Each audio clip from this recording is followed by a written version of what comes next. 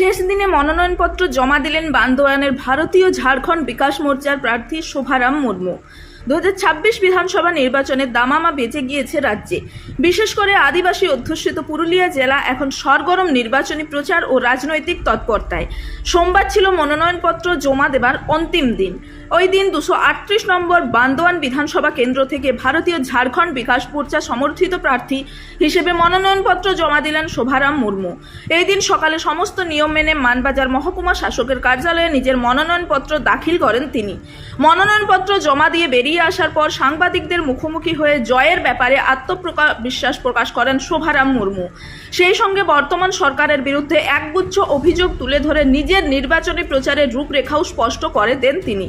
নির্বাচনী ময়দানে কোন বিষয়গুলিকে তিনি অগ্রাধিকার দেবেন তা জানাতে গিয়ে শোভারাম মুর্মু বলেন, বর্তমান সরকারের আমলের বিভিন্ন স্তরে দুর্নীতি সাধারণ মানুষের কাছে পৌঁছে দেওয়াই হবে তার অন্যতম প্রধান লক্ষ্য। তাছাড়াও আদিবাসীদের দীর্ঘদিনের দাবি এবং তাদের অস্তিত্ব লড়াই, জল, জঙ্গল, জমিনের অধিকার রক্ষায় সরব হবেন তিনি।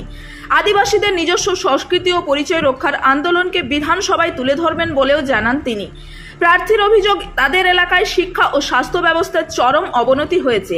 সরকারি অবহেলার কারণে সাধারণ মানুষ ন্যূনতম পরিষেবা থেকে বঞ্চিত।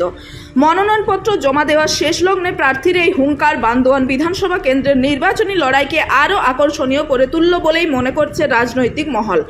এখন দেখার এই জল, জঙ্গল, জমিনের লড়াই ব্যালট বাক্সে কতটা প্রভাব ফেলে। নমিনেশন ফাইল করলাম, আর এই নমিনেশন ফাইল করার মধ্যে দিয়ে আমি আজ থেকে শাসক দলের বিরুদ্ধে জোরদার আন্দোলন শুরু করব। এই নমিনেশন ফাইল করার পরবর্তী কাজ হচ্ছে বর্তমান শাসক দলের যে দুর্নীতি, এই দুর্নীতিগুলো দূর করা।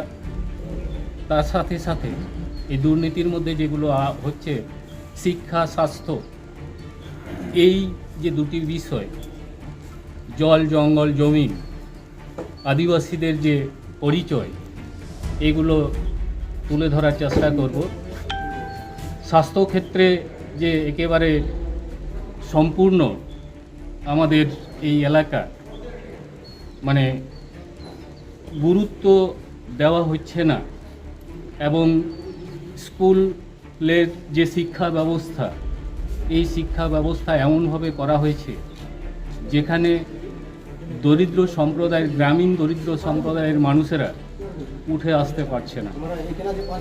এই বিষয়গুলোর উপরে বিশেষ গুরুত্ব দিয়ে আমি সাধারণ সম্প্রদায়ের মানুষকে উন্নয়নের কথা তাদের সামনে রেখে আমি আমার পথ চলা শুরু করব। মানবাজার থেকে দিব্যেন্দু মাহাতো রিপোর্ট, রূপসী বাংলা মিডিয়া। আপনারা দেখছেন রূপসী বাংলা মিডিয়া। এখন একটা ছোট্ট বিরতি, ফিরে আসছি বিরতির পর। পুরুলিয়ায় পাত্রপাত্রী যোগাযোগের একমাত্র বিশ্বস্ত প্রতিষ্ঠান বিবাহ পরিচয়। আপনার মনের মতো জীবনসঙ্গী খুঁজতে পাশে রয়েছে বিবাহ পরিচয়। তাই আর দেরি না করে আজই যোগাযোগ করুন বিবাহ পরিচয়। Municipality commercial complex, 2nd floor, Chaibasa road, opposite PWD office, Purulia. Mobile নম্বর 9232440272। ফিরে এলাম বিরতির পর। আপনারা দেখছেন রূপসী বাংলা মিডিয়া।